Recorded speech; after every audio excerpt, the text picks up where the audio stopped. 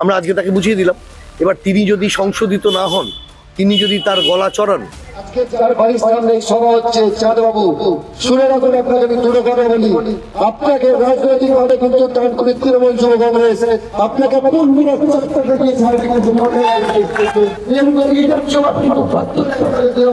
আরে মুখ তো সবে শুরু করেছি, এবারে হাইকোর্টে টেনে আনবো।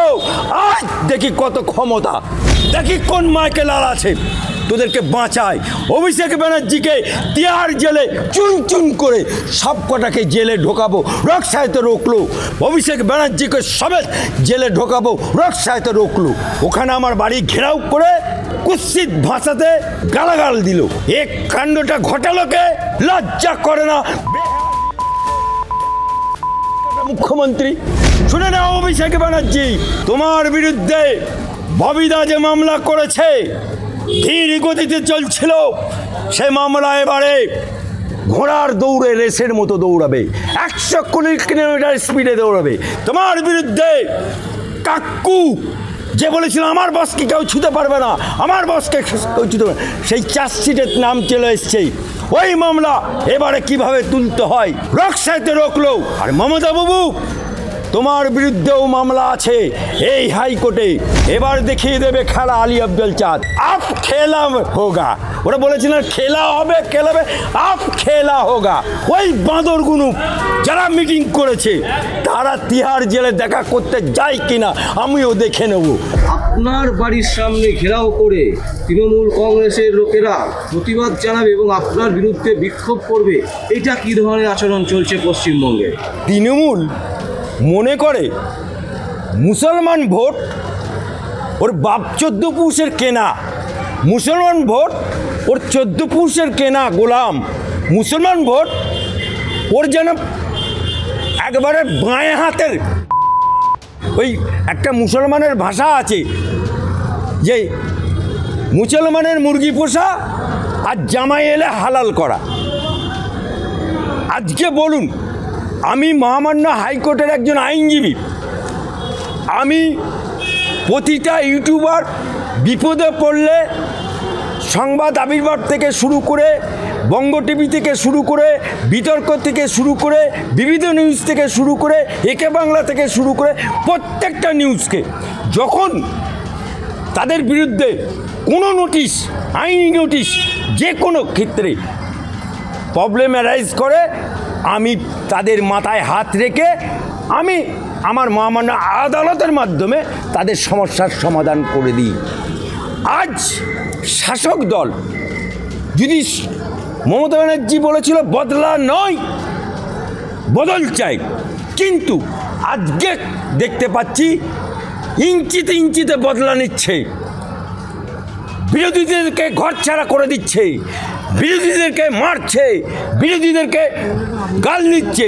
এবং এই যে এসআর হচ্ছে, এই এসআরকে কেন্দ্র করে আজকে যেভাবে গণেশ মুখোপাধ্যায় মানে গণেশ বাবুকে, যিনি চিফ ইলেকশন কমিশন, তার বিরুদ্ধে এবং ভারতবর্ষের প্রধানমন্ত্রী, স্বরাষ্ট্রমন্ত্রী থেকে শুরু করে যেভাবে উলঙ্গভাবে কথা বলে এবং তার বিরুদ্ধে, মমতার বিরুদ্ধে, মমতা খালার বিরুদ্ধে, মমতা বুবুর বিরুদ্ধে, যিনি বলে লিখিত সততার প্রতীক, এখন সততা তো উঠেই গেছে।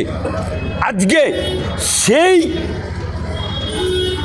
বলিষ্ঠ কণ্ঠে হাইকোর্টের বুকে আমি যখন প্রথম বক্তব্য চালাই, প্রথমে তৃণমূলের কিছু উকিল, তৃণমূলপন্থী উকিল, তারা বাধা দিল।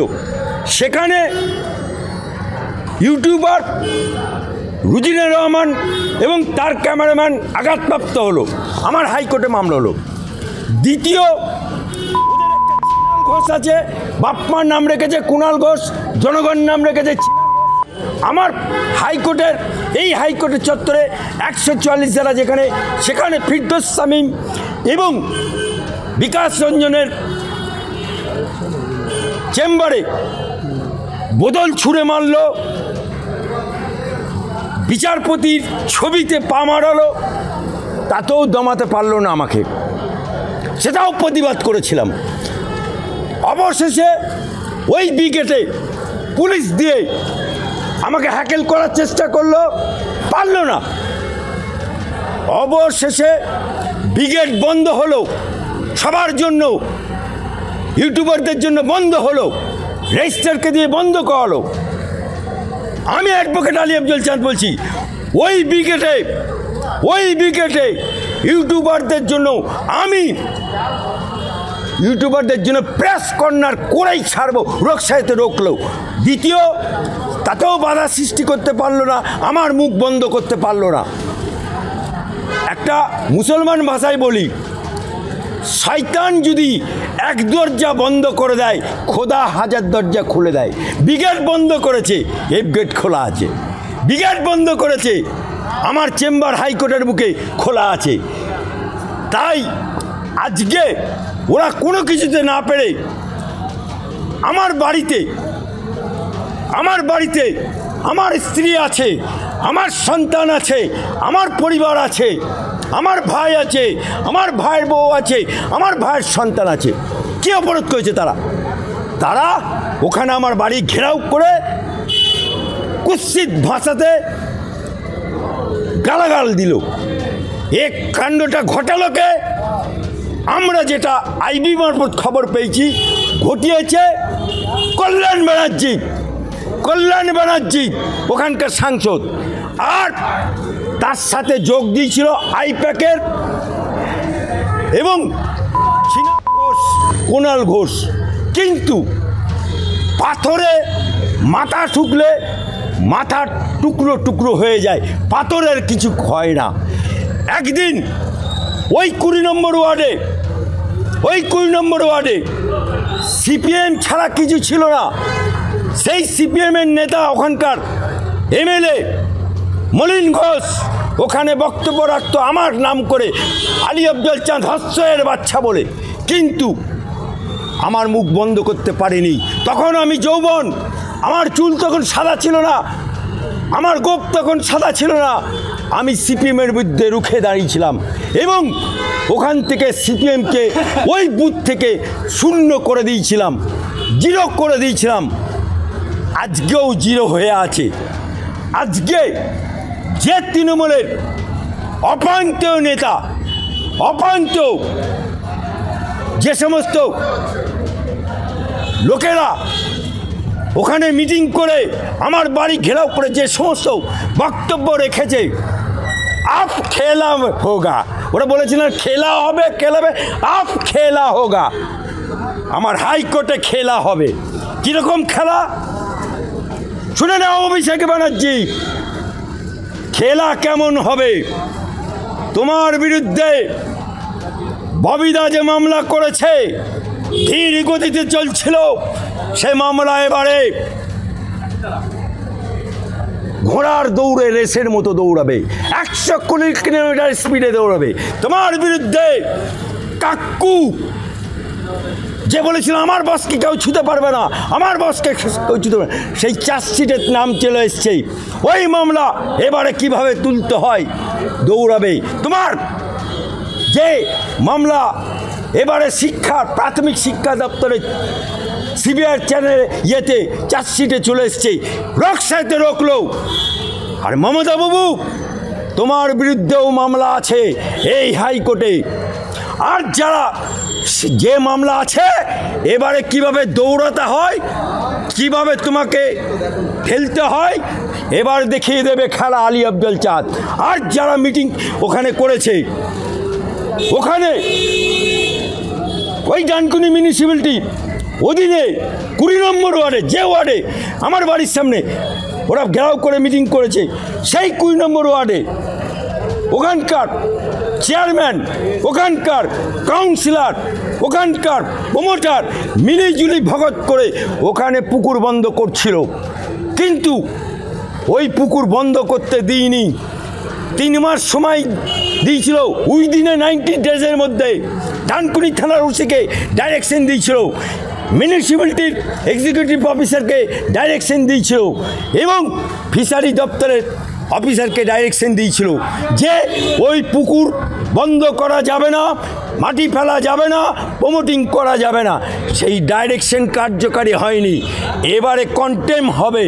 সুতরাং খেলা হবে। আজব আমরা যখন তিহার জেলে ঢোকাবো, ওই বাঁদরগুলো যারা মিটিং করেছে তারা তিহার জেলে দেখা করতে যায় কিনা আমিও দেখে নেব। আজকে মধু যারা মিটিং করেছে তারা সব সিপিএমের এককালে করতো, ইনকলাব জিন্দাবাদ বলতো, তারাই এখন মা মাটি মানুষ বলছে। আজকে এসআরের কথা বলছে, আজকে মমতা বাবু নিজে এসআর ফর্ম ফিল আপ করেছে, আজকে নিজে ফর্ম ফিল আপ করছে, আর রাস্তায় হেঁটে বলছে এসআরের বিরুদ্ধচারণ করছে। লজ্জা করে না মুখ্যমন্ত্রী? যারা ঘর ঘেরাও করেছিল তাদের বক্তব্যটা কি? তাদের বক্তব্য কেন বলবে অভিষেকের বিরুদ্ধে, কেন বলবে মমতার মুখ্যমন্ত্রীর বিরুদ্ধে? ওদের নাকি নেত্রী মমতা ব্যানার্জি, ওদের নাকি এক্সপ্রেশন অর্থাৎ অভিষেক দাদা, তার বিরুদ্ধে আমি নাকি মুখ খুলতে পারবো না। আরে মুখ তো সবে শুরু করেছি, এবারে হাইকোর্টে টেনে আনবো। আজ দেখি কত ক্ষমতা, আজ দেখি কোন মাইকে লাল আছে, তোদেরকে বাঁচায়। অভিষেক ব্যানার্জিকে তিহার জেলে কজন দেখতে যাই, দেখতে রাখবে বাংলার মানুষ, দেখতে পাবে।